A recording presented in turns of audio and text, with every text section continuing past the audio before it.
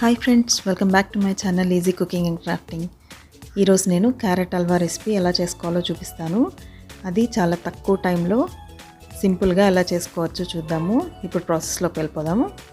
దీనికి ఫస్ట్ ఒక ప్యాన్ పెట్టుకొని దానిలో ఒక 3 టేబుల్ స్పూన్స్ నెయ్యి వేసుకోవాలి. నెయ్యి బదులు బటర్ అయినా యూస్ చేయొచ్చు. ఇప్పుడు దానిలో తురిమిన క్యారెట్ వేసుకోవాలి. క్యారెట్ అనేది ఇలాగా లావుగా తురుముకుంటేనే బాగుంటుంది. ఇప్పుడు క్యారెట్ మొత్తము ప్యాన్లో వేసేసుకొని ఒకసారి మొత్తం బాగా కలిపేసుకోవాలి. తర్వాత మూత పెట్టేసుకొని క్యారెట్ అనేది కుక్ అయ్యేంతవరకు ఉంచుకోవాలి. మధ్య మధ్యలో తీసి కలుపుకుంటూ ఉండాలి. క్యారెట్ అనేది కుక్ అయ్యేలోపు మనము డ్రై ఫ్రూట్స్ ఫ్రై చేసి పెట్టుకుందాము. ఓ ప్యాన్లో కొద్దిగా నెయ్యి వేసుకొని జీడిపప్పు, బాదం పప్పు వేసుకుంటున్నాను నేను. మీకు ఇష్టమైన డ్రై ఫ్రూట్స్ వేసుకోవచ్చు. ఇవన్నీ మంచి గోల్డెన్ ఎల్లో కలర్ వచ్చేంత వరకు ఫ్రై చేసుకోవాలి. ఇవి ఫ్రై అయిపోయాక పక్కన పెట్టేసుకొని ఒకసారి క్యారెట్ అనేది చూసుకుందాము. ఇది ముక్క మెత్తపడిందో లేదో చూస్తున్నారు కదా. ఇలా తుంపితే ఈజీగా కట్ అవుతుందంటే ముక్క మెత్తపడ్డట్టే. ఇప్పుడు దీనిలో 120 గ్రాములు షుగర్ వేస్తున్నాను. షుగర్ అనేది మొత్తం కలిసిపోయేలాగా బాగా కలిపేసుకోవాలి. మూత పెట్టేసుకొని కొద్దిసేపు ఉంచుకోవాలి.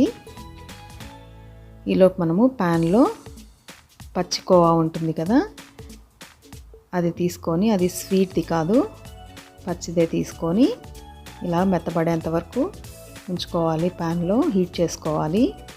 ఇప్పుడు దీన్ని క్యారెట్లో వేసేసుకొని మొత్తము బాగా కలిసేలాగా కలుపుకోవాలి. కోవా మొత్తము క్యారెట్లో మొత్తం కలిసిపోవాలి బాగా.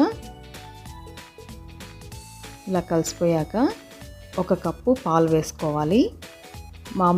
నార్మల్గా చేసుకునే క్యారెట్ హల్వాకి పాలు అనేవి ఎక్కువ పడతాయి. మనం ఇక్కడ కోవా యూస్ చేస్తున్నాం కాబట్టి పాలు అనేవి చాలా తక్కువ పడతాయి. అందుకే ప్రాసెసింగ్ టైం కూడా చాలా తక్కువ పడుతుంది. ఇప్పుడు దీనిలో కొద్దిగా ఇలాచీ వేసుకొని మొత్తం బాగా కలిపేసుకోవాలి.